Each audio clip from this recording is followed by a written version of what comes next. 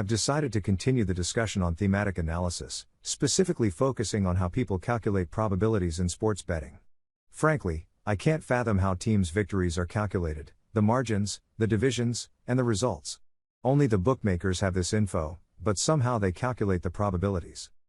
So, I've checked out a bunch of sites that use mathematical analysis. 5 or 6 of them, totaling either 26 or 126 sites. I lost track. I want to highlight one game as an example, Spain versus Getafe. Let's dive right in to avoid any confusion. So, the first site shows 0-1, and the next one shows 16. We look at another site, and it shows 0-1 again. The next match quickly shows 0-0. Now, let's move on to Getafe versus Giant.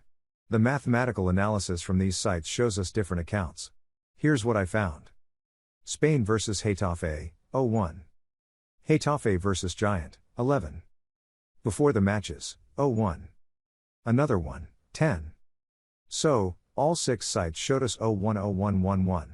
Almost all these sites, which 99% of people use, predict that the goals scored will be less than 1.5.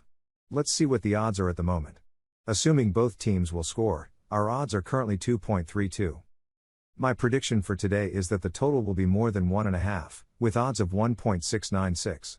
This seems reasonable given that the bookmakers are aware of what everyone is looking at on these sites. Now, let's delve into the mathematical analysis. All these sites base their predictions on statistical data and mathematical calculations. The forecasts are obtained by processing matched data from the last 14 years using basic mathematical rules and principles of probability theory. I've had subscribers tell me that there needs to be more math involved. However, in sports betting, math doesn't work because it stops working when the bookmaker gets involved. That's the crux of it. The wheel keeps spinning until someone interferes with the odds. In short, I might have rambled a bit, but I hope you get the gist of it. The stats are based on the average number of goals scored between two teams over the last 12 years, taking into account their current form. It's a bit of a mess, and I'm not quite sure how to interpret all this information. So, that's where we stand. Let's summarize all this information and see where it leads us.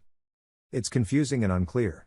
I don't grasp the information on how to find the optimal odds, so let's summarize the information again. It's crucial to note that the algorithm is entirely based on mathematical rules and assumptions, using new statistics from the last 12 years.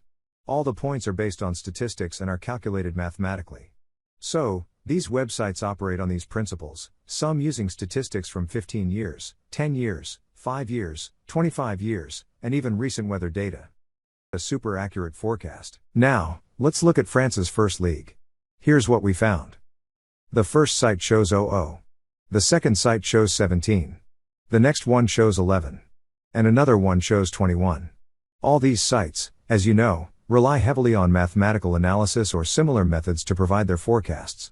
Not just a couple, but around 200 million of them. So, with such a vast sample size, some consistency is expected.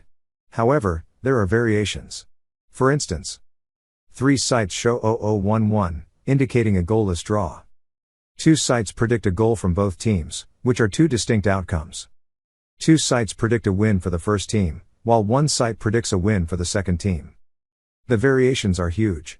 Some sites show total more and first team victory, while others show total less and second team victory. Can you imagine how different these forecasts are? The sites show different forecasts. One indicates total less and victory for the second team, while another suggests total more and victory for the first team. The discrepancies are significant, they can't even agree on a consistent base. It seems like they're all trying to one-up each other with their analyses, which is frustrating. Imagine being a newcomer and being told that you can analyze matches based on mathematical analysis. That's what I'm supposed to rely on, but I'm completely lost. I see numbers like 00, 12, victory 1, victory 2, TB, and TM, and it's all confusing. These sites present their forecasts as percentage ratios, which they claim are calculated using mathematical methods. But the percentages vary widely across different sites. The algorithms may be similar, but they're all based on different data sources and criteria. It's frustrating and leaves me speechless. These forecasts are what people rely on, but if the majority of these high-traffic matches show similar predictions, the bookmakers will adjust their odds accordingly. I think it's a stretch to take these statistics seriously. For example, even if a site claims to have 70% of the traffic and provides 500 forecasts a day, it's nearly impossible to verify all of them to see if they match their calculations.